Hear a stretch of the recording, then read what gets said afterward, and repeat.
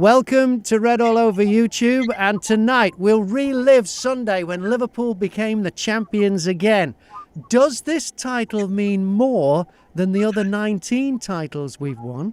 And we'll cross live to Argentina to find out from an Argentinian what it was like watching Liverpool win it from there. This is Red All Over YouTube, the YouTube version of Red All Over the Land, Liverpool's longest lasting and only surviving fanzine. The creator and editor for almost 30 years is John Pearman. Evening, John. Good evening. Also back with us tonight, long-time Liverpool fan, Graham Stewart. Evening, Graham. Evening, Graham.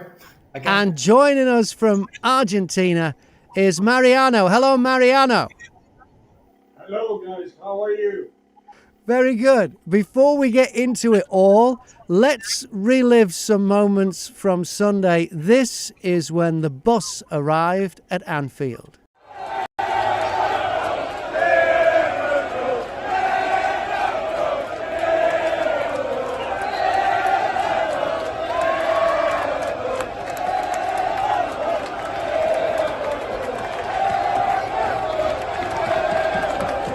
We talking Tony. We never gonna stop. The body's not too shaky. We wanna fucking life. The place we have been struggling. The things that I can't do. We are no supporters. Because I never did.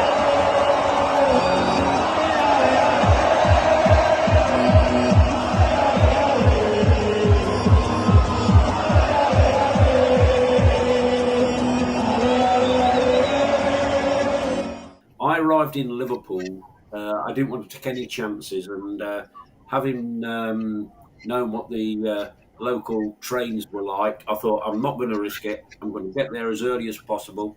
I got there, managed to get into Home Bake and have a breakfast before I went out to start selling. This was roughly 9:30, 9:45, and there were already hundreds of people milling around the stadium. And by 12 o'clock, the whole area was packed. It was very, you knew it was a special day. I had to smile because I saw all the people were coming past me wearing champions, and I thought I had a memory of Manchester United in 1992 and their fanzine, United We Stand, and they were favourites to win the league with just a couple of games left, and they went and got this fanzine printed. I don't remember the actual cover, but it says "Ours at Last" or something like that. And of course, they didn't win it, and I think they had to bin something like 40,000 copies, returned to pulp. And I just thought, now we only need 1 point from 5 games. Give up. But stop being that pessimistic. But it just. Seeing it all was incredible, and I actually got interviewed by a journalist from Brazil who was there to filming the day for something on a Brazilian television channel. I assume they're Alisson Becker fans. Everyone was walking around. There were people videoing, filming, videoing, talking, just doing everything. It was an unreal atmosphere, just very, very odd. And I did something I've not done for years. In fact, I can't remember the last time I did it. I went in the ground. Oh no, I do remember the last time I did it with Graham. I went in the ground before the players came out to warm up, but this was different. That was because I was in a certain area of the ground. This, when sitting on the cop, standing on the cop, or in the main stand, I was in the ground before the players came out to warm up.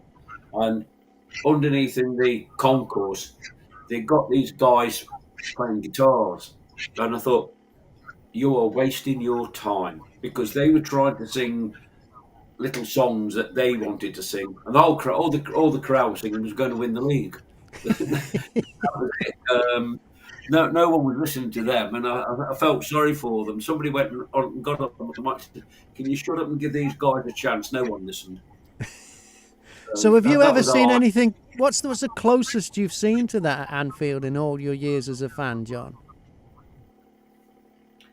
hard to remember. I would honestly say in the 80s, because winning the league was so routine. You know, Liverpool did it. It got boring in a sense. I think Graham might understand what I mean. And like, there was no, the mood wasn't the same. This is, you've got to try and remember that this was 35 years in the making. This day. Um, yeah, you know, I mean, when Shankly won it in '64, we'd already won it in '46. So sounds a bit dapper. It's only like a 19-year gap or whatever it was, something like that anyway. And apologies with me maths. So this is the longest we've waited to actually celebrate a title together. Yeah. And if you go back to Jurgen Klopp when we won the league in 20. He said, one day we will celebrate this. That day came on Sunday. Right. We celebrated that title and we celebrated this title. That's how I viewed it. And people just, it was an explosion. You know, all your inner feelings came out in one go. And when I woke up on Sunday morning, I said to my wife, I said, one day, one game, 1 point. And that was it. There was a guy walking round the ground, don't know what time it was, certainly about 4 hours before kickoff. He was like this, holding one finger up in the air. I thought, exactly how I feel. He was doing an impression of Mo. Yeah. Like, Yeah. one day, I mean, I was from Wednesday when it was again unusual because I was following the Arsenal game on the BBC website on Wednesday, and there was I think it was about 6 minutes of added time, and I said, please, nobody score. I didn't want anyone to score because I'd leave it like that, 1 point. I mean, if Palace had scored, it would have spoiled Sunday. You Yeah. know, Sunday was our day. We didn't want anyone to take it off us. Yeah. And And they didn't. the weird thing from watching it, and you can just about see it in that video we just saw, is all the red flares. There was one blue flare, and it turns out there was an Evertonian there and they had blue flares. And I can't, David Boyd. I can't work out whether they were He's never won anything, so What? he just wanted to feel part of it. I was wondering if maybe they were still celebrating after drawing with us a few weeks Oh back. yeah, their coach, their parade goes on just after ours. We drew with the champions. Yeah. Yeah, Or that's whether going to be on a Tuesday. And or whether it was using the number 19 bus. right, yeah, because there'll be plenty of room on it, and or whether they were, you know, using blue flares because that's what Evertonians were wearing because they were in fashion last time Everton won something. The flares, yeah. I don't know. Graham Stewart, tell us about your experience on Sunday then. Yeah, well, thanks, Graham. Yeah, I agree with everything that John just said. Feel of it, amazing feeling of anticipation the night before the morning of the game. I was lucky enough to go with two old mates I grew up with from Barron Park, Anthony Riley and Philip Powell. So, yeah, we all went together, and it's like John said, the two games that I remember of Liverpool winning the league at Anfield was Tottenham Hotspurs when we beat them 3-1 and Ray Clements came back for his first game at Anfield. I think it was 81 or 82 around there. I think I put a post online at some point the week earlier, but I later found out that we'd actually beaten Spurs later in the 80s and Beardsley scored the winner. And then the other one was beating QPR 2-1 at home with Barnes and I don't know, maybe Beardsley scored, I can't remember. But yeah, I mean, John's right. In the late 80s, it came a little bit, I wouldn't say boring, but kind of expected that we would win. We were in the ascendancy in those days. We were on top, so we expected to win. and had quite rightly so. We had a lot of pride about us at that time. And then the other one I saw was Aston Villa. When we beat Aston Villa 4-1. I remember Abby Cohen scoring a blinding goal. Those are the two that I remember. My first game was 73, so there was a couple more, I think, before those. I know my dad saw one game that I would have loved to have gone to is Wolves against Liverpool when we beat them 3-1. My dad went. I was listening on the radio, so I must have been about 10 or something like that at the time. And that game really sticks out in my memory. But you've never seen anything like what you experienced on Sunday at Anfield before? No, absolutely not. John's right. Hits the nail on the head. Saint Etienne, Chelsea, Barcelona, maybe Dortmund, a few others. They were all kind of cup games, spontaneous, where the atmosphere just kind of gathered, with the emotion of the night. And but this wasn't staged. This wasn't an event. Something was still due to happen, had to happen. Tottenham went a goal up, similar to the 80s when Hoddle smashed the volley in the Cop end. It was that feeling of uncertainty, which is kind of, in a way, dogged us the last couple of months, last 7 or 8 games. There's always that edge of unknown, and going into the games, some criticism, and still got everything to prove. And even more so with the national, the English media, having their say in the thing. So yeah, I agree, John. Everything was just so special on Sunday. It was quite overwhelming in a way, and so emotional. Just getting caught up in the whole thing. Sense of relief after the game. Sense of relief when Cody Gakpo put the third goal in. You felt a certain. It was going to happen. We were going to win, no matter what. Liverpool are pretty exciting games. They can go either way quite a lot of times, and they actually have done over the last months. But no, this was this as John said.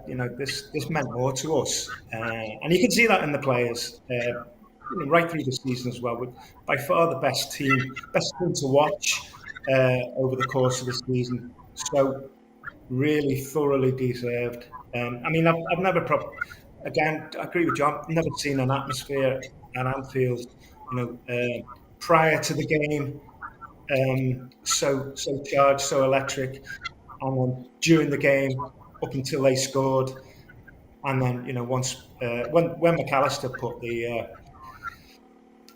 put us ahead, that was like just absolute jubilation. We had a World Cup winner playing for Liverpool, and taking us to the league title. Well, you finished on an Argentinian. We should bring in another one. This is your mate, actually, Mariano Arias. Did I say that right, Mariano? It's Arias. It's fine, but the proper way is Arias. Arias. Okay. So you and Graham are mates. So Graham, do you want to let us know how you got to know Mariano and the link from Liverpool all the way to Argentina? Yeah, well, it's a long way, isn't it? I've got a lot of connections with Argentina from quite a long time ago and today still, mainly through business. We worked in the same industry, mining industry. So our company, we're doing inspections, supervision of the copper. Mariano worked for a mine called Minera Alumbrera, which was the first copper mine in Argentina to export around copper concentrates, export around the world. And our company did what's called the inspection and supervision and the sampling, taking the samples. Samples go back to the laboratory for analysis in different ports around the world. So they would be maybe Antwerp in Belgium, Huelva in Spain, Canada, Montreal, a few others, maybe Sweden as well. They exported to places where we did the inspection and took the samples, which went back to our laboratory. And Mariano was in charge of deciding which inspection companies to use for marketing, amongst other things, probably. Yes,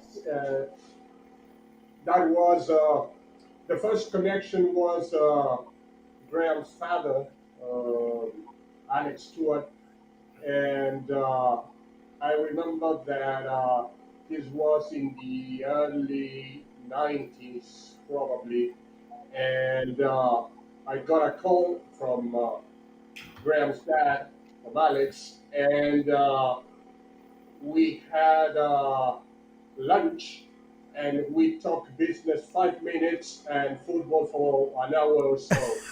And it was probably the first link, the bond with Liverpool itself. We had some connection. I'm a football fan since I was a child, and the connection. I'm a Boca fan, Boca Juniors fan in Argentina. Sort of same fanatism like Graham has with Liverpool. So we are very fanatic in that sense. And probably the first link with English football was the after the World Cup '78, Ricky Villa and Ossie Ardiles moving to Spurs. Tottenham. Yeah. Because at that time that we got the first TV games live on TV. So that was the beginning of the link. The year before, actually, you know the story between Boca Juniors and Liverpool, a game that should have been played, but for different reasons, it was not played. Boca Juniors having won the South American Cup, the Copa Libertadores Cup, and Liverpool winning the Champions League of those years, right? So they should have met in 1978. Liverpool declined due to a number of reasons, and we played Borussia Mönchengladbach, the Germans, in that year. So since then, well, I became sort of fanatic of English football, and in the 90s, after knowing Alex Stewart, I became a Liverpool fan, and once I met Graham, well, that was D-Day when we started with all this friendship for a long time. So where did you watch the game on Sunday? I watched it at home. Unfortunately, I was alone because my two sons were out. They are, I guess, more fanatic than I am. My eldest son, Joaquin, actually met with some other pals, some Liverpool fans, in a neighborhood in central Buenos Aires. There seems to be a video that is circulating, probably, that the BBC videotaped in different cities of South America, and Sao Paulo, Medellin in Colombia, Buenos Aires. So my eldest son was there, and my second son was was somewhere else, but he managed to get to see the game. So I watched it alone this Sunday. Pity, but it was beautiful anyway. Yeah, and it would have been in the morning there because that afternoon you had an important game to go to. You mentioned Boca Juniors. They had a big game on Sunday. Right. The game started 12:30 p.m. So it was, say, 2 hours game plus the celebration. I switched off the channel and got the Boca River game, uh, which started 3:30 p.m. here in Argentina. Right. And how big a deal is the Boca Juniors versus River Plate then? How big a deal is that there? I mean, that some say that's bigger than the Merseyside derby, don't they? We tend to, we are Argentinians, and in that sense, we give probably a level of importance that it actually has, but sometimes we tend to make it bigger than it really is. It's a huge game. It's definitely a huge game. Yeah, I think, sorry, I've got to interrupt there. Sorry, Mariano. I went to at the look to go to River against Boca. It was when I was there around 2000, and it's absolutely huge. At that time, they allowed away supporters in, so the whole one whole end of the River Plate Stadium was full of Boca Juniors fans. And I think I told you a little story about it in the last time I was on, but it's enormous, and I think it's the biggest game, or biggest derby or classic, whatever you want to call it, I've ever been to. So I think it's probably number one. It's more intense than being at From- Anfield for the Merseyside derby. Um, yeah. But yeah, yeah, I just a don't. bit. I don't get the chance to watch any football from Argentina, but I actually know that their support it builds up the Merseyside derby. Not belittling our derby, but Graham and Mariano can tell me if I'm wrong. I think our derby is tame on the terraces. Tame. Right. You Okay. know. Didn't you say that they had the bonfires at one game? I mean, you can imagine the away fans singing, "Is there a fire drill?" uh, and but I went to a game in Brazil. I think I said this before as well. I went to a game in Brazil between two of the teams based in Rio, and somebody said to me, "Oh, the last time these two played, there was a shooting." I said, "Oh, where was that outside?" I said, "No, inside." So I mean, and you have to go and experience it, and the whole thing is I do I mean you see our football and our crowds, but you only have to get a team coming here from uh, some of the European countries that we've played in the Champions League. Their supporters put our supporters to shame. The way it's non-stop bouncing up and down. Even though they're getting beat, they're still bouncing up and down and waving flags. And I'm thinking, That's we've all sat down and started getting bored and read the program or something. But That's true. they're And still up and down. in Argentina, when they allowed away fans from the opposition up until about 3 or 4 years ago, I think. So now they don't allow any away fans at that game. No, but the away fans would sing non-stop all the way through the game, and it's a matter of pride to keep. They have a name for it in Argentina, el aguantes. I think Mariano will probably explain that better than me, but they're non-stop. I mean, there's no shame. There's no. I don't know. It's just the way things are in Argentina. They're very expressive, very effusive, and going to the matches is a big thing. But Mariano could probably explain better than me. Yeah, why do you think that is, Mariano? Oh, yes, it's like Graham saying, in the sense that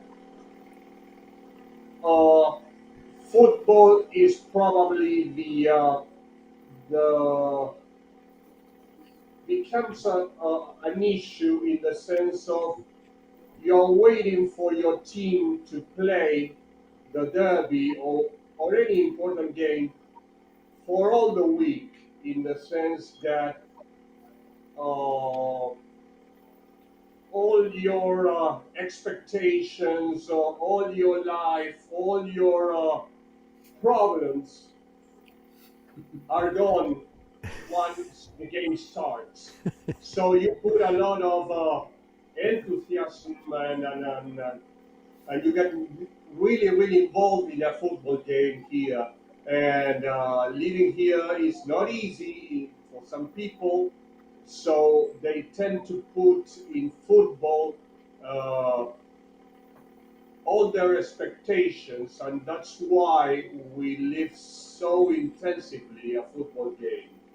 That's probably more a sociological game, and I shouldn't be uh, saying that, but that's the way I understand it. I mean, football, it's a way of having some kind of joy. Yeah, yeah. And is there a history of? I heard that there's a history of British and Irish influence in football in Argentina. Well, actually, it is. Uh, there was. You have to go backwards to the end of the 19th century, I guess, when the British came to Argentina to design and implement the railway uh, system in Argentina, and many small neighborhoods were formed at that time, were created at that time with the people, with the engineers and some other people coming from England, and established here in Argentina just to create the railway system. In in those small towns or little cities, put it that way, they also founded clubs, and some clubs then became larger, bigger, and yeah, that's probably the origin. No, not for the game itself, but why the game exploded. Uh, Basically, because of these English people coming to Argentina to create the railway system. So Yeah, isn't the team with the biggest British connection, isn't it? Ferrocarril Oeste. That was established by Right. You also have railway alumni. engineers.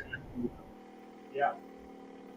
yeah. I think that's the way with footballing nations that people go to nations that aren't necessarily footballing nations because they play a different sport there, and they try to make their sport as big as they can there. I mean, not going as far back as that, I lived in New Zealand in the 80s and Australia in the early 90s, and in New Zealand, in the town I was from, all of the football clubs were run by Brits and Scots. And so the names of the teams were all names like City and Rovers. And I actually played for a team called Wanderers. And then when I went to Australia, I played in a charity match. I'm the world's worst footballer, by the way, but I played in a charity match for the radio station I was working for there. And the ground was the home ground of a team called Inter, because they were Italian immigrants into Australia, and in Melbourne it's a lot of Greeks. So and a lot of the Greek teams are doing really well. I forget some of the names of them in the Australian in the A League now, but that's kind of the way football has been developed in what's That's in that? Buenos Aires. I'm actually, there's a great book I can recommend called Sightlines by Simon Inglis, and there's 3 or 4 chapters dedicated to it about football clubs in Buenos Aires. It's the city with the most football clubs, 26 football clubs. Wow. So going back to the conversation that Mariano was talking about a minute ago, the British clubs, a lot of them developed on the railway lines which the British installed. Clubs like Banfield, up in Rosario, Newell's Old Boys, I think, has some connection to church. Racing, Yeah. River River, Plate. River Plate is an English name. Really, it should be Rio de la Plata, but River Plate is the English translation of Rio de la Plata. And then Mariano's team, Boca Juniors, has got a very special story behind it. So Mariano can probably tell you that.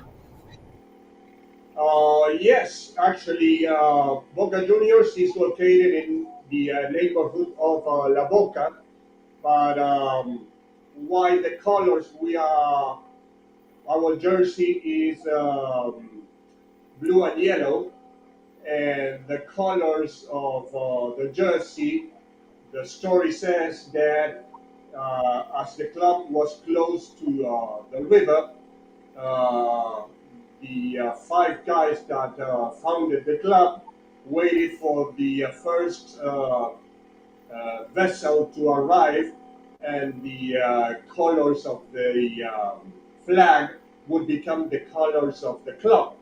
And the first boat, the first vessel to arrive was a Swedish boat, and that's why we got the blue and yellow as our colors. So that's a story, and well, from this neighborhood of La Boca.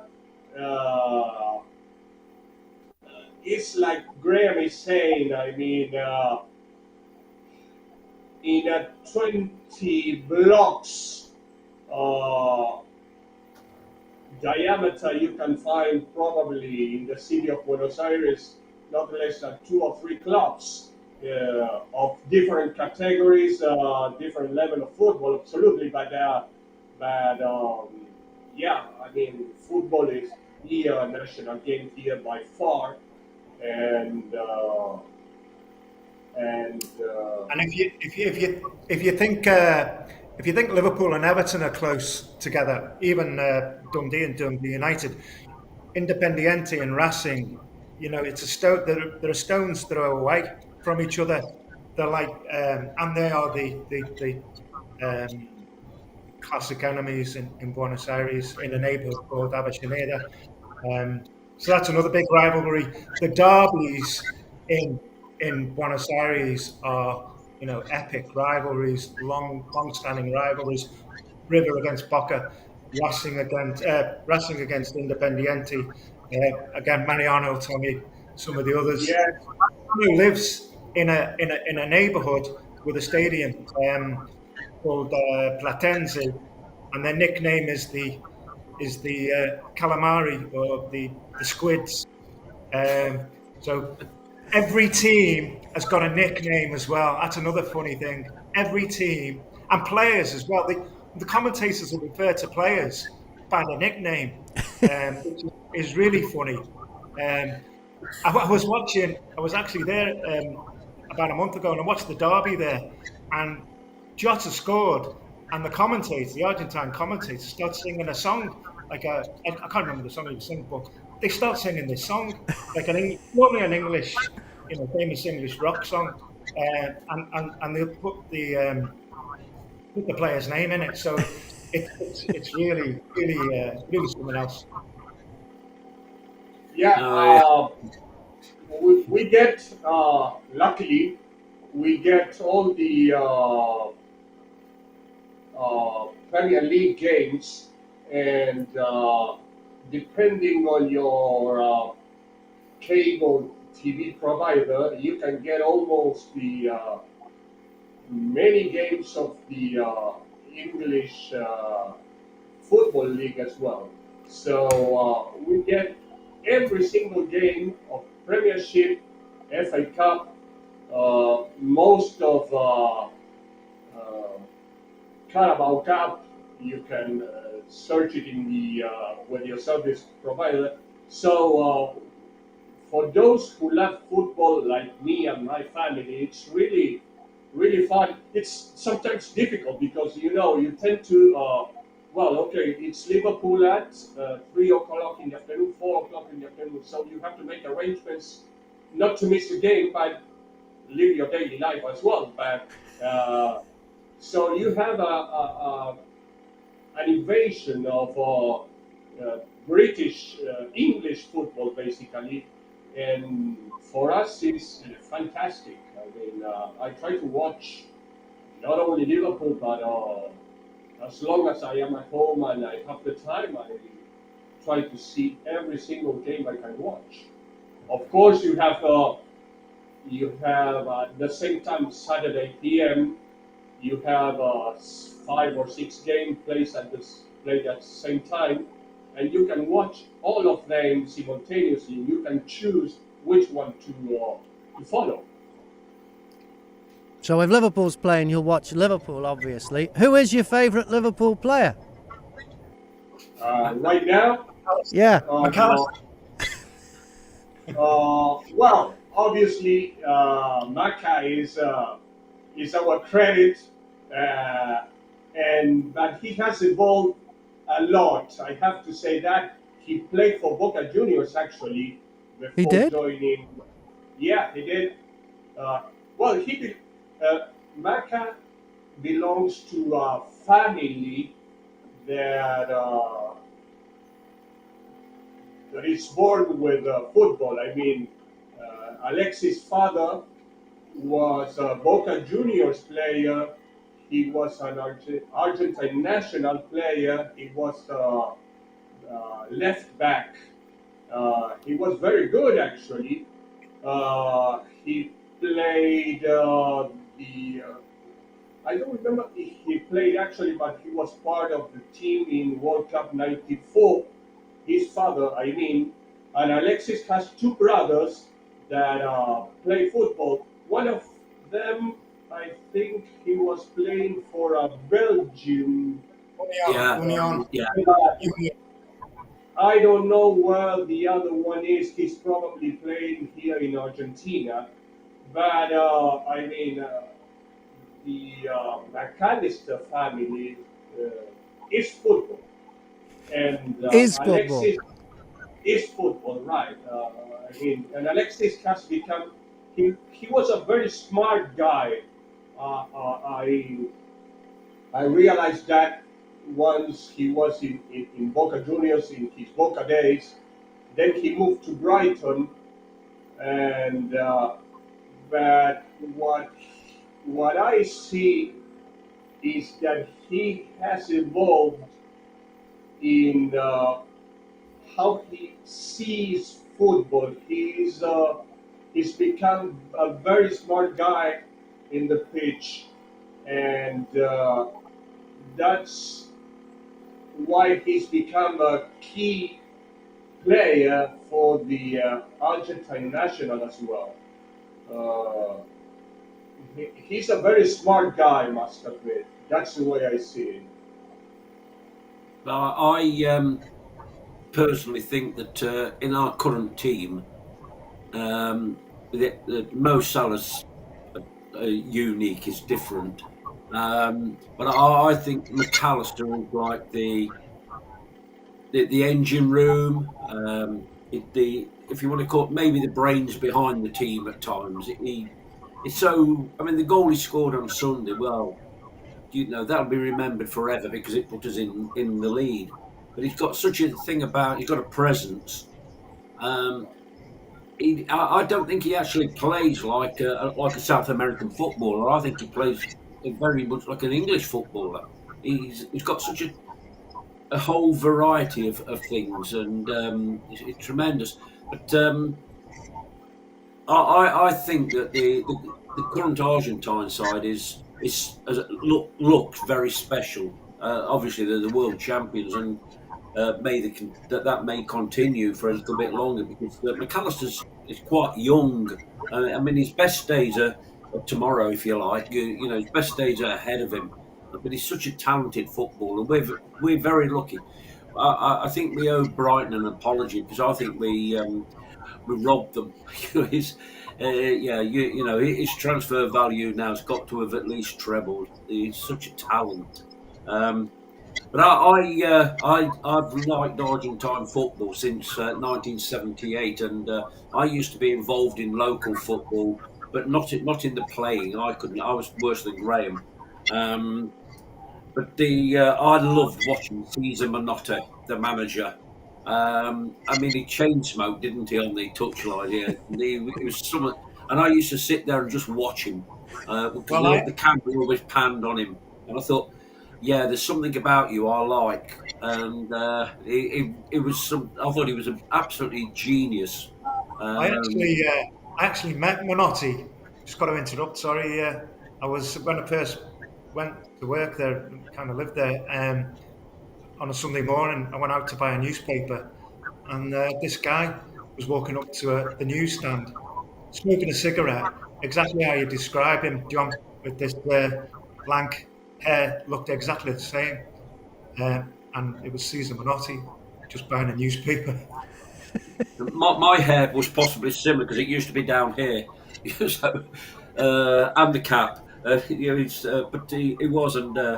I've got some other interest in Argentine, me and my wife, and I'm going to ask you.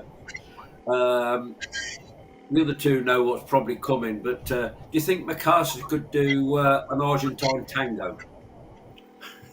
Sorry, say it again, please. So, do you think Alexis? Can you think McAllister could do an Argentine tango?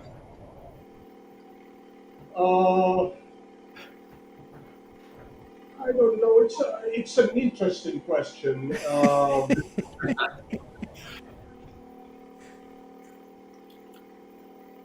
Honestly, John, I don't know. I think he adapted very, very well to the city, and he is he's very happy playing for Liverpool. I think he's very, very tight, tight connection with the club, and he feels very, very happy of playing in the Premier League, and but more than that, playing for Liverpool.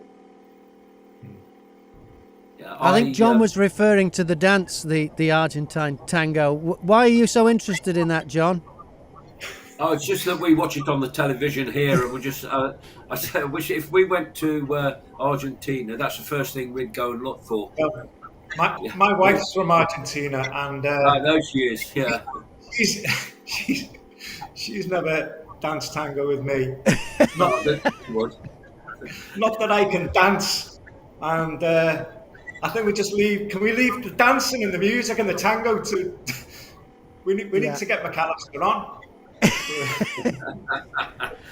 What is the feeling, Mariano, with Argentinians about their players playing outside of Argentina? Is there a pride, or are they seen as traitors? Today is it's the normal way. I mean, it's what would you expect if you see a youngster playing for your club? The question would rise: how long will he stay? Okay, yeah. The level of money for a salary here is very low, so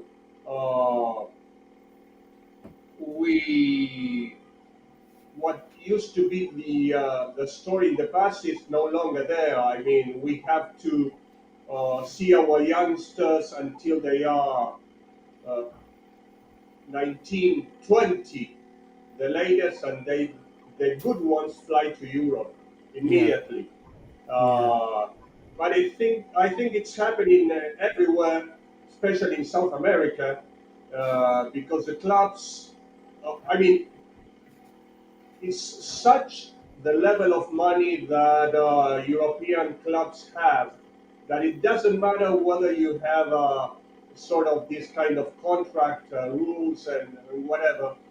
You come here with 20 million US, and you can get a a youngster that can probably become a star.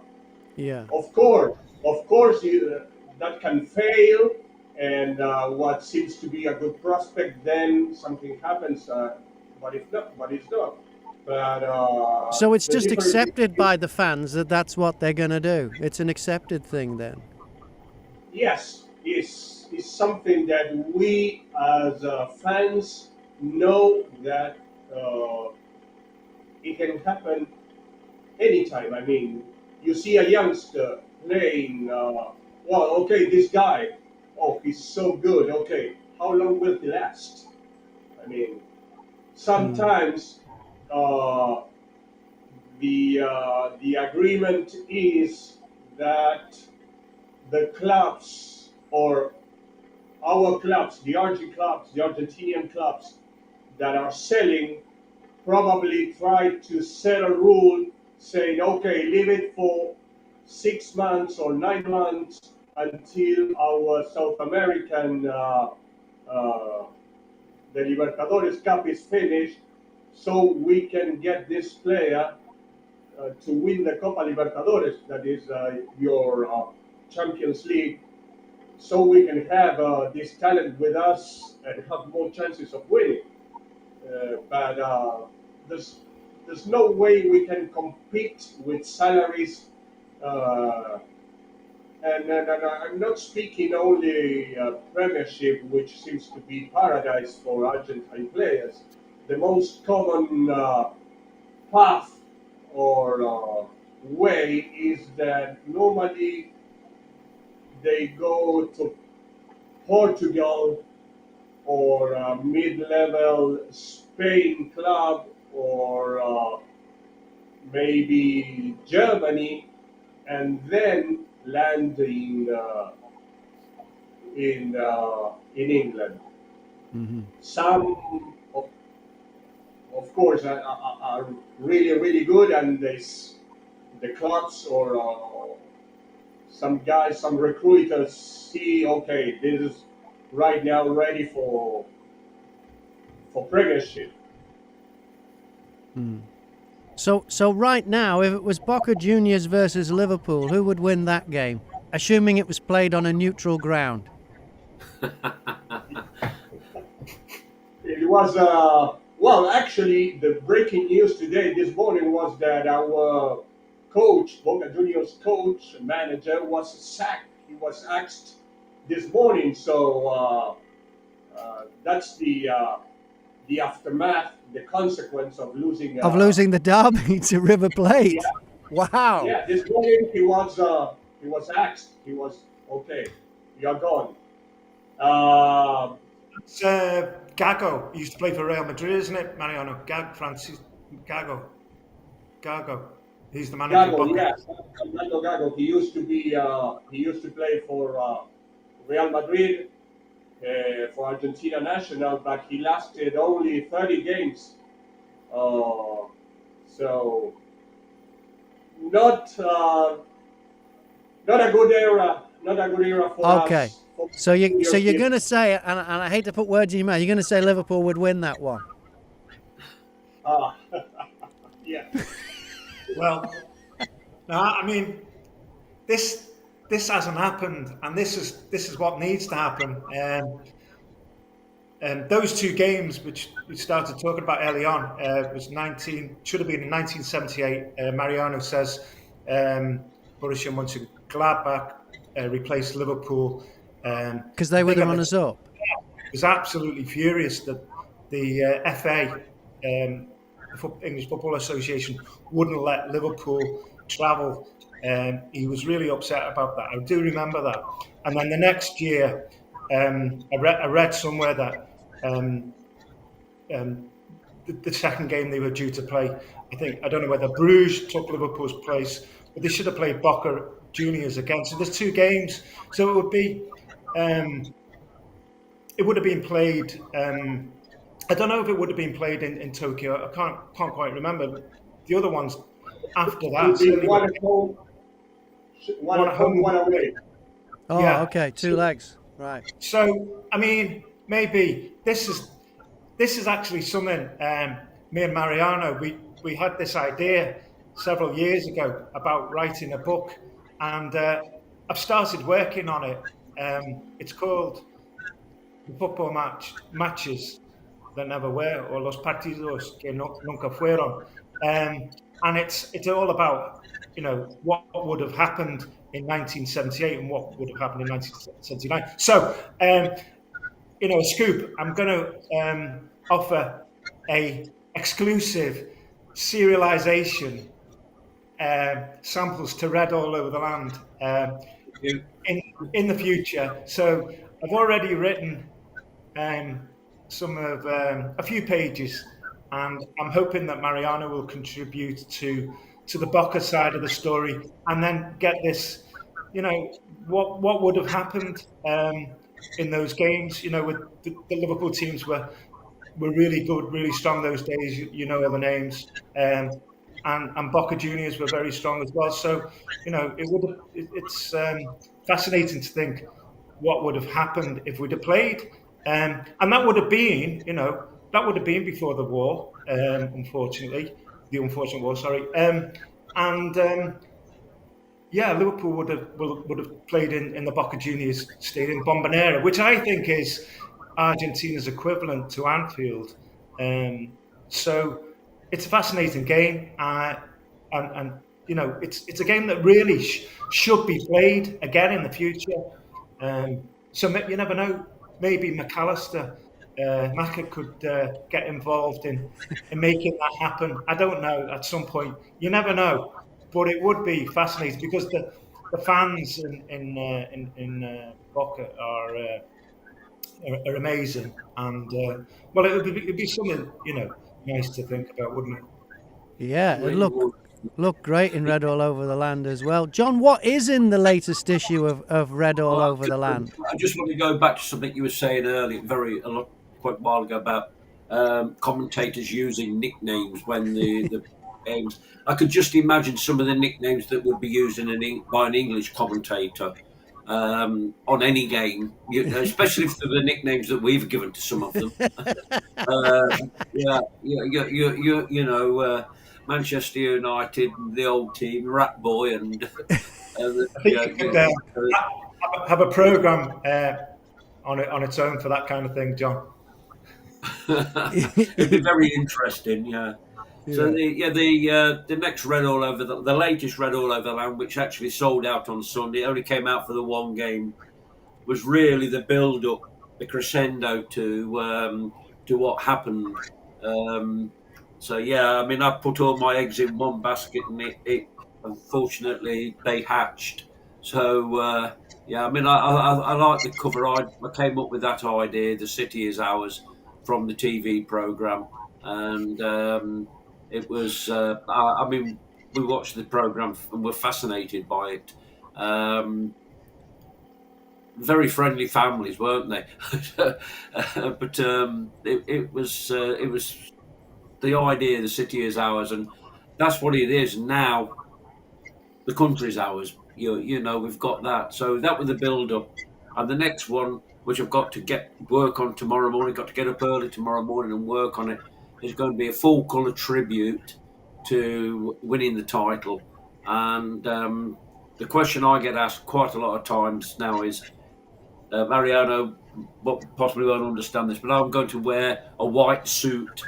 I'm going to wear white. What you have to know about John is, Mariano, in all the time I've known him, he's been dressed like Johnny Cash. He is Liverpool's man in black. I've only ever seen him wear black, and if you look at him now, he's wearing black with a black cap, and you see his change of outfits hanging on the door behind him are also black. He's like the opposite of Richie Benno, who used to only wear white and off-white and bone jackets. John wears shades of black. And he promised many years ago, I don't know how far back this goes, John. 1997. 1997, John promised he would wear a white suit at Anfield. The man who no one has even seen in any other colour of the rainbow than black. If that isn't even the colour of the rainbow. No one's ever seen him in anything other than black. He's going to wear a white suit at Anfield if Liverpool win the title. Now, Liverpool won the title during lockdown, And you managed to weasel your way out of it there, John, didn't you? Yeah, well, we couldn't go. Okay, So- all right. And Okay, to be honest, I wasn't going to wear it in my back garden because Okay. nobody could see it anyway. fair enough. So it's Yeah, gonna but be at the last beginning of year. the season when we came out of lockdown, you were still back in black. Yeah. Oh yeah. yeah, but it was 2 seasons, weren't it? We had to play another Okay, season okay. behind closed doors. Okay. So when will we see? When will the white suit make its debut at Anfield, John? Versus Crystal Palace on the last day. Oh, which is the day that Liverpool get presented with the trophy. Yes, because that day it will be official. Not Okay. official until that day. All We right. need the Which is photo around- evidence. Well, Sorry? yeah. We definitely need that. And is it a one-off, John, or is it white from now on? Is white the it's new one- black? a one-off. It's a It's a one-off. one-off. Okay. I was in Mexico in 1989 and I was walking through a street and a guy walked past me and went, "El hombre negro." I possibly not said it right. And I thought, I like that. And that's when I started the black. But, That was when it started. Okay. So yeah, that's right, when so I it's got a started South wearing American black. connection as well. Yeah, so, yeah. But, All right. Somebody once put on, it wasn't Twitter, it was on the old Red All Over the Land forum that Graham Oh, remembers. the And somebody GeoCities put one, yeah. Somebody put up the man in black is dead, and somebody said, "What's happened to JJP?" He said, "No, Johnny Cap." Yeah. So, yeah, I just love wearing black. This game we played Coventry City. It was 1997, and had we beaten them, we'd have gone top of the league. It was at Anfield because Manchester United had lost on the Saturday, and we'd have gone top on goal difference. And we lost to David James had a nightmare. I think Dion Dublin scored one of the goals. Not sure who scored the other, but their manager was who was it? The former Manchester United player, Scotsman. I've forgotten his name.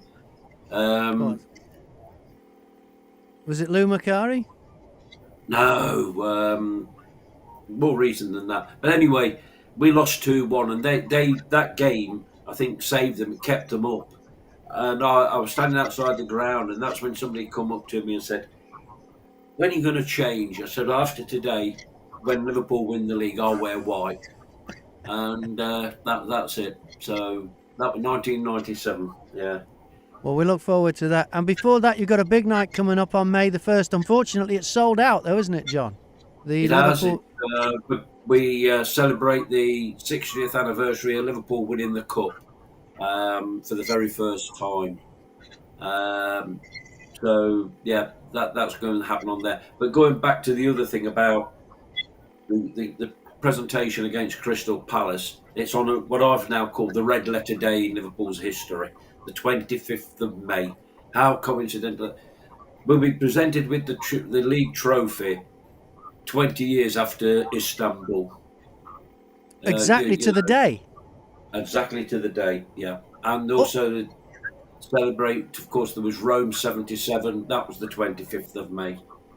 So the 25th of May is a red letter day in our club's history.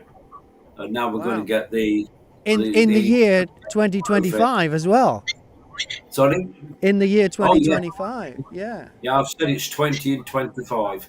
So that's, And also I'm sure- fives with 65 and 05 Istanbul and 60. Yeah. Wow. 20s and fives, and this is 25. We should have known it was written in the stars. the 25th of May, that's our day. And say the 1st of May, we won the FA Cup for the first time in 1965. And I know Graham's father was there. I was there. My granddad was there as well. Yeah.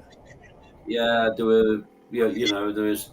So there's a bit of nostalgia in that, and I just thought, let's celebrate it. And we are doing, and it's sold out. But say the 25th of May, I will wear white.